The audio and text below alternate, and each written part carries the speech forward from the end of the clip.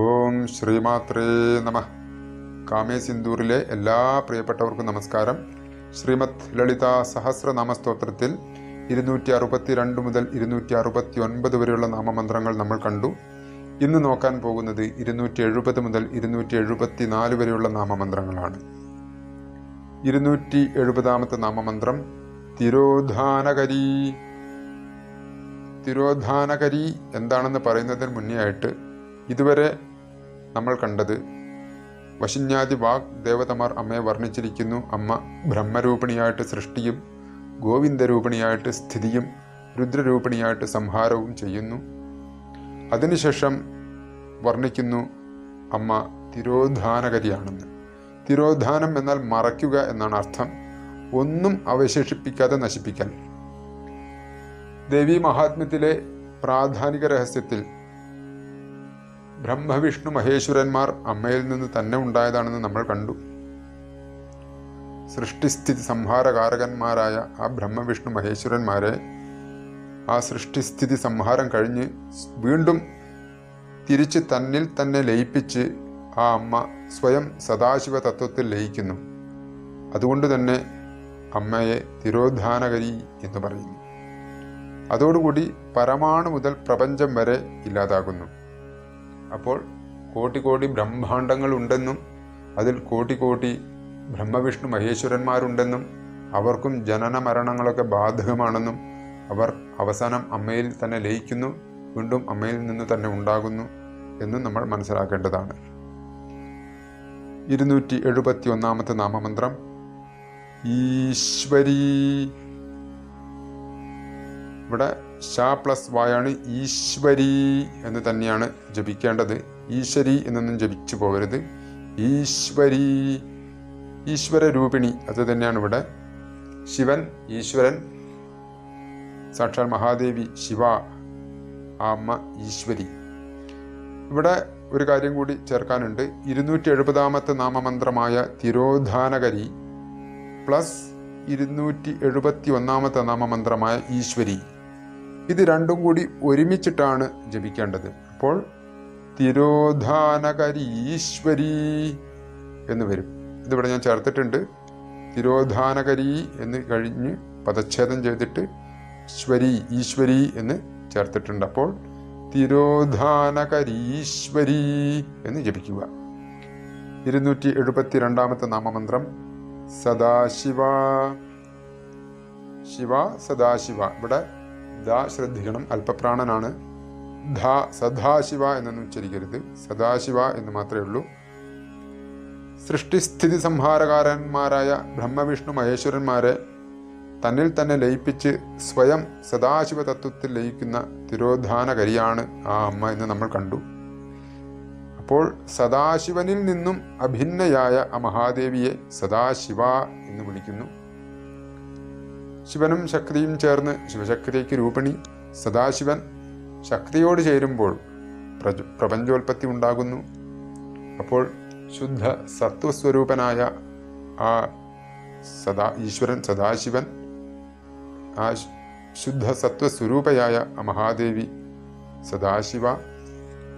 ശ്രീ മാകാമാഖ്യ ദേവിയുടെ ഐക്കോണോഗ്രഫി കണ്ടാൽ മനസ്സിലാവും. അതിൽ ധവള രൂപത്തിൽ ശ്രീ മഹാദേവൻ സദാശിവൻ മലർന്നു കിടക്കുന്നു. അതിന് മുകളിലായിട്ടാണ് ആ മഹാദേവി ഇരിക്കുന്നത്.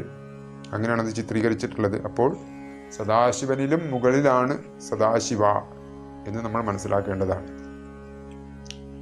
273 നാമമന്ത്രം അനുഗ്രഹദ. അനുഗ്രഹദ, അനുഗ്രഹത്തെ ദാനം ചെയ്യുന്നവൾ.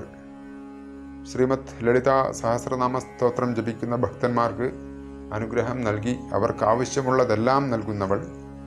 അതിലുപരി സൃഷ്ടിസ്ഥിതി സംഹാരകാരകന്മാരായ ബ്രഹ്മവിഷ്ണു മഹേശ്വരന്മാർക്ക് ജഗത്തിൻ്റെ സൃഷ്ട്യാദികൾക്ക് അനുഗ്രഹം കൊടുക്കുന്നവൾ എന്നൊരർത്ഥം കൂടിയുണ്ട്. അപ്പോൾ ബ്രഹ്മവിഷ്ണു മഹേശ്വരന്മാർ ദിവസവും ലളിതാ സഹസ്രനാമ സ്തോത്രം ചൊല്ലി അമ്മയെ സ്തുതിക്കുന്നു എന്ന് നമ്മൾ തുടക്കത്തിൽ കണ്ടതാണ്.